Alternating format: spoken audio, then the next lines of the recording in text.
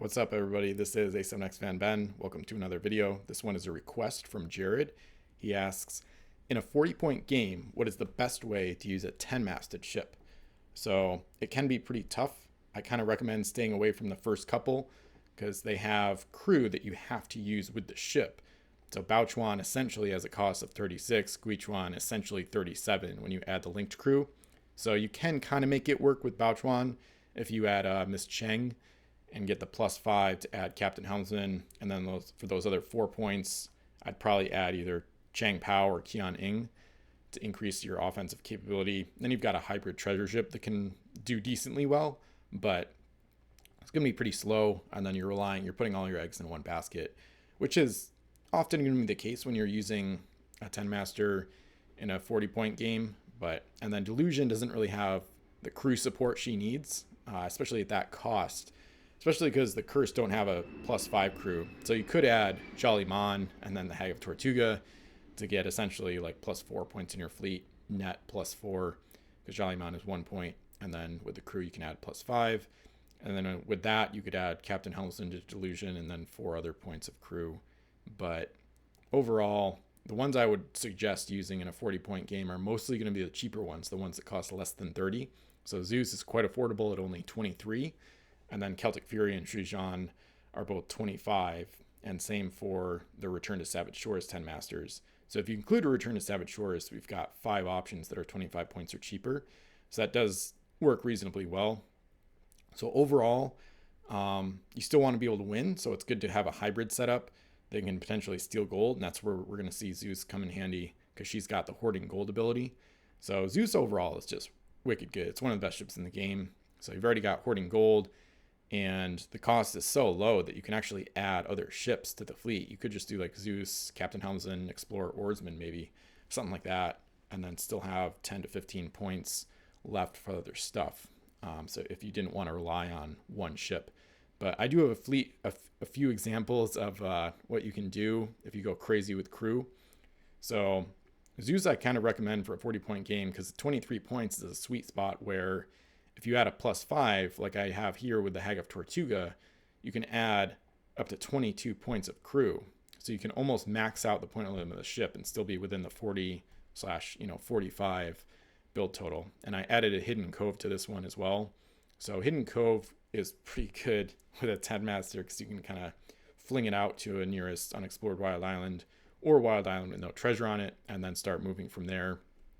This sack build on the Zeus is supposed to just be really disgusting, basically. So you've got Captain with sack on Captain Blackheart. Anna Maria comes aboard to use the free ride ability to get Griffin, the LE version. So with a Captain and a Helmsman, Griffin allows the ship to move LSS per turn, and she'll get +1 to her cannon rolls. So then all the cannons will be hitting on 3s. So they're effectively kind of like 2 S's instead of 3 S's. For those 10 cannons, or at least 3s get plussed up to 4, so 3s hit.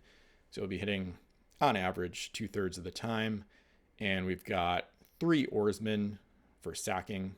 I think that's a good minimum for a decent amount of games. Sometimes you'll want more than that. I mean, eventually you could sack Griffin or the Helmsman if things get desperate, or if you can't capture any crew or whatever, or pick up any from leftover on wild islands. But overall, this is pretty nasty. So ideally, first turn you Hidden Cove out to an island, and then you wouldn't really want to explore with this ship, especially with these UTs I put in. I put in these negative UTs because it's kind of just like it's a slaughter the battlefield fleet where you try to slow the enemy fleet down and then use the Zeus as like basically like a huge beat stick with Hidden Cove to just slam the enemy as hard as possible. So I would even say that you kind of want your opponent to go first, and then they move out to the islands, and then you Hidden Cove, and then you sack over to them. And they might not be expecting this amount of speed from a Zeus in general, because usually she's limited to LS speed. I mean, they might see the face down English crew Griffin and know what's going on, but yeah, a Zeus Hidden Coving and then moving LSS twice with sack with that cannon bonus, it's going to be pretty disgusting, pretty devastating in a 40-point game. Of course, you might get canceled or something, so there's weaknesses, but Could be nasty. And then for the Savage Shores and Return to Savage Shores 10 Masters, there's a variety of good options, especially because those ones allow you to use crew of a specific nationality. They kind of have like a little favoritism, like the Shuijan lets you use English crew, Celtic Fury for French, and then RTSS 10 Masters have some other ones. So this one also uses SAC. This one's actually pretty similar to the last fleet. It just uses the Shuijan since she can easily use Griffin because she already allows you to use English crew. So he comes aboard with Shapping Zai, which is the mercenary SAC captain, and a helmsman. So pretty similar to the other fleet, really. So you're going to have a 10 master with SAC moving LSS with +1 to cannon rolls. This one has 4 oarsmen to SAC, which is nice. Although since Shuijan's more expensive, you lose out on Hidden Cove, which is too bad. And then you've got some negative UTs here as well. So using a 10 master as a nasty like double action beat stick gunship is definitely one of the options you have in a 40-point game. And some of the Return to Savage Shores 10 masters can be especially nasty for that. I still want to use Zanfu with SAC to move up to 6S. So this would be pretty nasty. Zanfu allows American crew to use their abilities on the ship, which is good. Unfortunately, it wouldn't really work with Eternal because of the mercenary keyword, and in terms of using them as a hybrid, that's where the Dory's keyword can come in handy.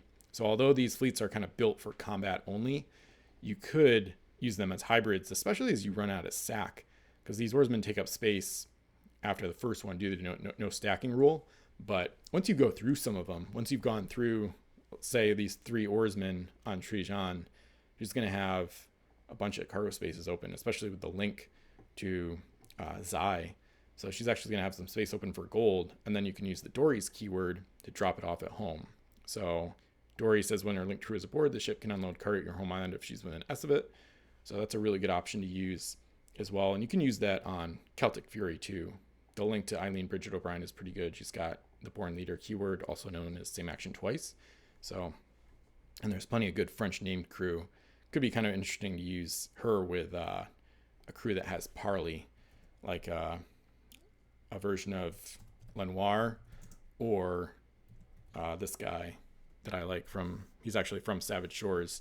So he's got reroll and Parley. So you could combo him with the Born Leader keyword to get SAT with reroll. So you have 2 chances at rolling a 5 or 6 to get a double action. So overall, I think Shuijan, due to that link to a SAC captain and the possibility of using Griffin, I'd say Shuijan is a little bit more effective probably in 40-point games than Celtic Fury, but there's plenty of good crew setups you can use on Celtic Fury to make her pretty great as well.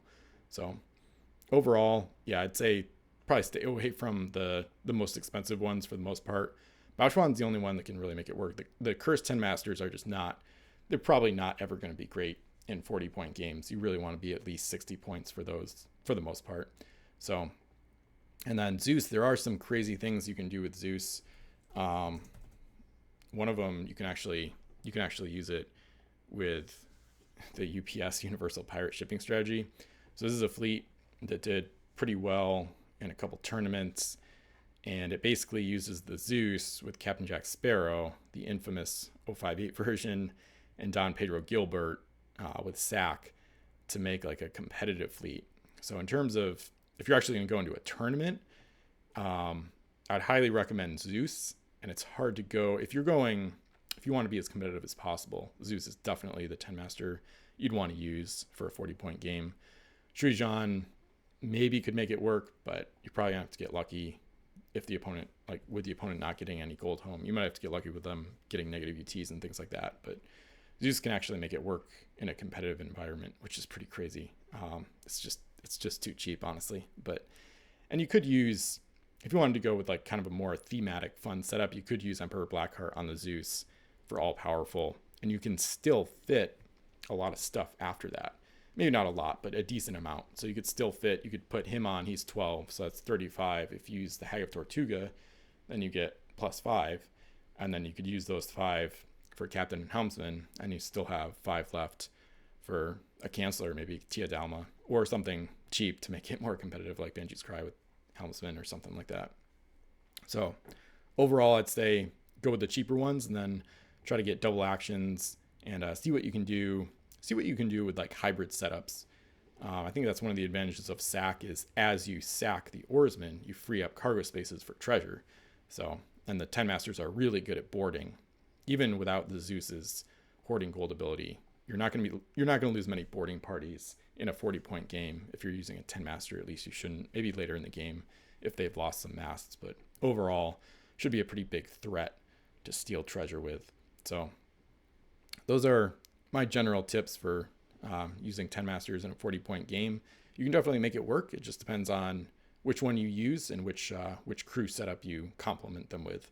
So those are my recommendations. Feel free to say some more stuff in the comments as well, especially if I missed any really awesome crew setups for 10 masters in a 40-point standard game. And beyond that, feel free to check out the affiliate links in the description below.